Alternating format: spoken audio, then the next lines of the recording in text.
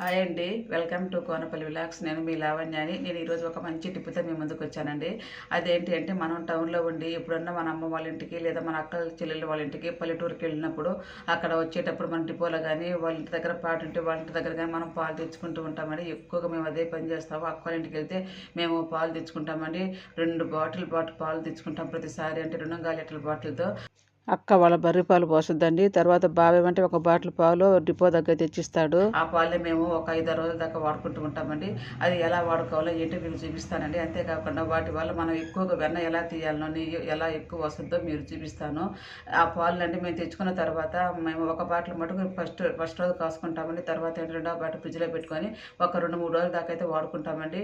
ఎప్పుడన్నా కానీ పొరపాటున మనకి కరెంటు పోయి ఫ్రిడ్జ్లో కరెంటు తక్కువైనప్పుడు అలాంటప్పుడు మనకు పాలు కొంచెం చేంజ్ వస్తాయి కదండి తెల్లవారికి. అది పాలు ఇరిగిపోతాయి అని మనకి డౌట్ వచ్చినప్పుడు కొంచెం కాఫీ గ్లాసుల పాలు మనము కొంచెం చెక్ చేసుకోండి, కాచి చూడండి. అవి కానీ ఇరిగిపోయి అనుకోండి, కొరవ పాలు ఇరగకుండా ఎలా చేయాలో నేను ఇప్పుడు మంచి టిప్ ద్వారా మీకు చూపిస్తానండి. నాకు అమ్మ నాన్న మా పిల్లలకు అమ్మమ్మ తాతయ్య లేని లోటు లేకుండా అండి. మా పిల్లలు ఎప్పుడు వచ్చినా కూడా మా ఇద్దరు అక్కలింటికి వెళ్తామండి. మాకు ఇష్టమైన రోజులు అయితే ఉండేసి సరదాగా గడిపేసి వస్తా మాకు కావాల్సిన ఏదన్నా తెచ్చుకుంటూ ఉంటామండి. ఒక్క మాట అండి, అమ్మ నాన్న మనకు జీవితాంతం తోడుండకపోయినా వాళ్ళ రూపంలో మనకు తోబుట్టులే మనకి జీవితాంతం ఉంటారండి. నిజంగా వాళ్ళు చూపే అభిమానంలోనే మన అమ్మా నాన్నలు కనపడతారు.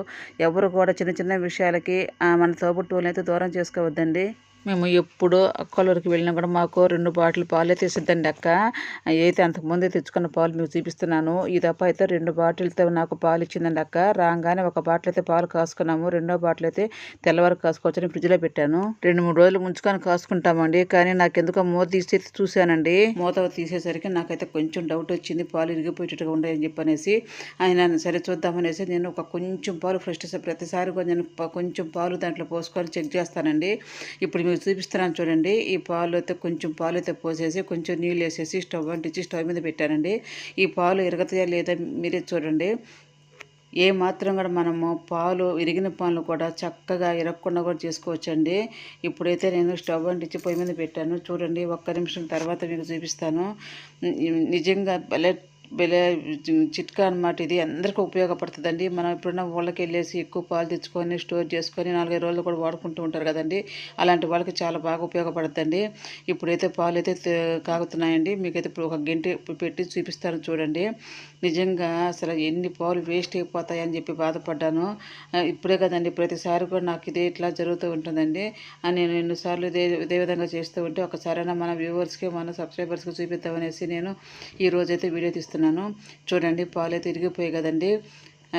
వృధాగా తెలియని వాళ్ళు అయితే ఇది పాలన్నీ వేస్ట్ అయిపోతాయి కదండి. అలా వేస్ట్ కాకుండా నేను ఒక మంచి చిట్కా అయితే ఉపయోగించి ఆ ఉండే పాలు, బాటిల్లో ఉండే పాలని ఇరగపోకుండా నేను ఒక మంచి చిట్కాతో మీకు చూపిస్తాను. చూడండి ఎట్లా ఇరిగిపోయాను. నిజంగా కొనుక్కొచ్చుకున్న పాలు అయితే చాలా బాధేస్తుంది కదండి. కాకపోతే జున్ను తినే వాళ్ళకైతే ఇష్టమేను. కాకపోతే ఇష్టంగా వాడుకోవాలనుకున్న వాళ్ళకి ఈ విధంగా పాలు పాడైపోతే బాధేస్తుంది. ఇప్పుడైతే నేను అదే పాలండి ఈ ఒక దబర్లో అయితే మొత్తం పోసేసి మీకు చూపిస్తాను చూడండి. ఈ పాలు ఇరగో మీరే చూడండి. దీంట్లో మెయిన్ ఇంగ్రీడియంట్ అండి ఈ ఒక్కటేనండి. ఇది వేసినందువల్ల పాలు ఇరగవన్నమాట. ఇది ఏంటంటే సోడా ఉప్పు అండి. మనం దోశలో ఇడ్లీలో వేసుకుంటే అలాంటి సోడా ఉప్పు. ఇది చిన్న స్పూన్తో 1/2 స్పూన్ అయితే వేస్తున్నానండి. మీరు చేతితో వేసుకుంటే బాగా చిటికెడు అయితే సోడా ఉప్పు వేసుకొని, మరి ఎక్కువ వేసుకుంటే కలర్ చేంజ్ అవుతుంది. పాల క్వాంటిటీని పెట్టండి. ఎక్కువ పాలు కనుక కొంచెం ఎక్కువ వేసుకొని, తక్కువ పాలు అయితే ఈ మాత్రం అయితే వేసుకొని ఒక గ్లాసు తీసుకొని లేదా ఒక గంట కానీ తీసుకొని పాలన్నీ బాగా పొడిలో కలిసిపోయే విధంగా చక్కగా 2-3 సార్లు తిరగొట్టుకోండి. ఆ తర్వాత ఏమంటే మళ్ళీ స్టవ్ అంటించేసి మళ్ళీ పొయ్యి మీద అయితే పెట్టేస్తారండి పాలు. ఈ పాలు ఒక 2 చిట్కాలు కూడా ఉన్నాయండి. మనం పాలు చక్కగా పొయ్యి మీదలా కాసేలాగా కూడా ఎలా కాసుకోవాలో కూడా నేను చూపిస్తానండి. అంతేకాకుండా పాలు ఇరిగిపోకుండా, పాలు పొంగిపోకుండా ఉండాలంటే ఏం చేయాలని కూడా చూపిస్తాను. ఇప్పుడైతే ఒక 1/2 గ్లాస్ అయితే వాటర్ అయితే వేసుకొని స్టవ్ మీద పెట్టేశారండి. చూస్తున్నారండి. అది నిజంగా అసలు పాలు పెద్ద ఆశ్చర్యం అండి. అన్ని పాలు ఇరిగిపోయాయి కదండి. ఇప్పుడు ఈ పాలు చూడండి చక్కగా పొంగుతున్నాయి. అంటే పాలు ఇరగకుండా ఉంటే మనకు పాలు పొంగేదండి. లేకపోతే మటుకు టక అంటూ కిందనే ఇరిగిపోతాయి.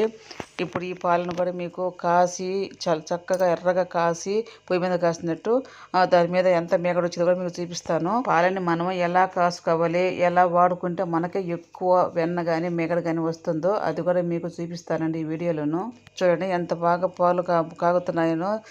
చాలా బాగున్నాయండి. ఏ మాత్రం అయితే ఇరగలేదు. మీ కళ్ళ మీద మీరు చూపించారు కదండి, ఒకే బాటిల్లో పాలు ఇరిగినాయి. కొన్ని పాలు ఇరిగినాయి, కొన్ని పాలు ఇరగకుండా ఉన్నాయి కదండి. తప్పకుండా ఈ చిట్కాని మీరు ఉపయోగించుకోండి. మీ ఫ్రెండ్స్కి, మీ రిలేటివ్స్కి కూడా తప్పకుండా షేర్ చేయండి. చూస్తానండి. ఇప్పుడు ఈ పాలు పొంగిపోకుండా ఉండాలి, చక్కగా పొయ్యి మీద కాగినట్టు కాగాలి అంటే ఒక మంచి టిప్ అండి. కాగే పాలలో ఒక స్పూన్ నెయ్యి కానీ వేస్తే మనకి పాలు పొంగిపోవండి. ఇంకొక టిప్ అయితే చెప్తానండి. మనకి చెక్క గరిటె ఉంటుంది కదండి, ఆ చెక్క గరిటె కూడా ఆ పాల మీద దబర మీద కానీ పెట్టేసినా కూడా మనకి పాలు పొంగిపోవండి. చూస్తున్నారు కదండి పాలు ఎంత చక్కగా ఉన్నాయో. నిజంగా ఇంత మంచి ఫ్రెష్ పాలు మనం తాగాలంటే పల్లెటూరులో ఉండాల్సిందేనండి. మనకి ఇంటి దగ్గర పోసే పాలు అయితే కట్టికి నీళ్లు పోస్తున్నారండి, 70 రూపాయలు తీసుకుంటున్నారు. ఇప్పుడు చూడండి, మనము ఇరిగిపోయిన పాలు ఏ విధంగా ఇరిగిపోయాయో అలా ఇరిగిపోయిన పాలని మనము అదే పాలు ఇరగకుండా ఎంత చక్కగానో మనం కాసుకున్నాం కదండి. తప్పకుండా మీ ఫ్రెండ్స్కి, మీ రిలేటివ్స్కి కూడా షేర్ చేయండి. మీరు ఇంత మంచి వీడియోని షేర్ చేసేందుకు వాళ్ళు కూడా మిమ్మల్ని మెచ్చుకుంటారండి. ఇప్పుడు చూడండి, నేను మీకు చూపించక ముందు నేను ఒక 1/2 లీటర్ పాలు అయితే తీబిరుక్కు అని చెప్పనేసి నేను ఈ దెబ్బలో కాసానండి. తర్వాత మీకు చూపిద్దామనేసి మీకు ఇప్పుడు ఈ పాలు కాసినాను. తీబిరుగు అంటే తెలుసో తెలియదు కానండి, నేను మామూలుగా ఎలా చేయాలంటే ఉదయాన్నే పాలు కాసుకొని బాగా చల్లార్చుకొని ఆ తర్వాత ఏమంటే తోడు పెట్టుకుంటే సాయంకాలం కానీ మధ్యాహ్నం కానీ పేరుకుంటుందండి. అలా వేసుకుని పెరుగుని మేము పెరుగు అంటాము. అది కూడా చాలా బాగుంటుందండి టేస్ట్. చూడండి, ఇప్పుడైతే ఈ పాలు చక్కగా అయితే కాగుతూ ఉన్నాయి. ఇప్పుడు ఒకేసారి మేము చూపిస్తాను చూడండి. ఇప్పుడు ఆ బాటిల్లో పాలన్నీ కూడా ఈ విధంగా ఒకటైతే పెరుగు, ఒకటైతే ఇరిగిపోయేది, ఒకటైతే తెల్లవారికి మజ్జిగ అనేసి నేను కాశానండి. 3 రకాలుగాను. తప్పకుండా మీరు కూడా ఈ టిప్ని ఉపయోగించుకోండి. లేకపోతే ఆ పాలన్నీ కూడా వేస్ట్ అయిపోయేదండి, జున్ను తినకుండా ఉండే వాళ్ళకైతేను. చూడండి, పాలు తోడు పెట్టిన తర్వాత మనకి త్వరగా పేరుకోవాలి అనుకుంటే దాంట్లోకి ఎండుమిరపకాయ కానీ లేదా పచ్చిమిరపకాయ కానీ లేదా కొబ్బరి ముక్క కానీ వేస్తే చూడండి ఈ విధంగా చక్కగా పేరుకుంటుందండి. ఎంత తీపెరుగండి, చాలా అంటే చాలా టేస్ట్గా ఉంటుంది. తప్పకుండా మీరు ఒకసారి ట్రై చేయండి. కాసాను కదండి, సిమ్లో పెట్టి చక్కగింటి పెట్టి ఆ పాలన్నమాట ఇది ఎంత బాగా మేగడ కట్టిందో చూడండి. ఇప్పుడు చూస్తే మీకు పలచగా కట్టింది కదండి, ఆ మేగడి చిక్కగా మందంగా ఎలా కట్టాలనో మీకు చూపిస్తాను చూడండి. ఈ పాలు బాగా చల్లారిన తర్వాత మనం ఫ్రిడ్జ్లో పెట్టుకోవాలండి. ఫ్రిడ్జ్లో పెట్టుకొని రేపు వాడుకోవాలన్నమాట. అప్పుడే మనకి వెన్న చాలా ఎక్కువ వస్తుంది, మేగడ కూడా చాలా మందంగా వస్తుందండి. రేపు చూపిస్తాను మీకు తీసి. ఈ పాల మీద మేగడ తీసేటప్పుడు క్లిప్ మిస్ అయిందండి, మీకైతే తీసిన తర్వాత చూపిస్తాను చూడండి. ఫ్రిడ్జ్ లో పెట్టలేదండి, ఆ పాలండి మేగడ తీసిన తర్వాత ఈ విధంగా ఉంది. ఆ మేగడ అయితే ఇదిగోండి ఇది అనమాట. ఎప్పుడు కూడా అక్కలు ఉరిగిపోతే మేము ఈ విధంగా తెచ్చుకుంటామండి ఎక్కువ పాలు. ఇప్పుడు ఆ మేగడ అంతా కూడా ఒక గిన్నెకి తీసేసిన తర్వాత ఆ పాలల్లో మళ్ళీ నేను తోడు పెట్టేసి మజ్జిగని వేస్తున్నానండి. చూడండి ఎంత మేగడ వచ్చిందోను, నిజంగా ఆశ్చర్యం కదండి. ఈ విధంగా వాడుకోండి.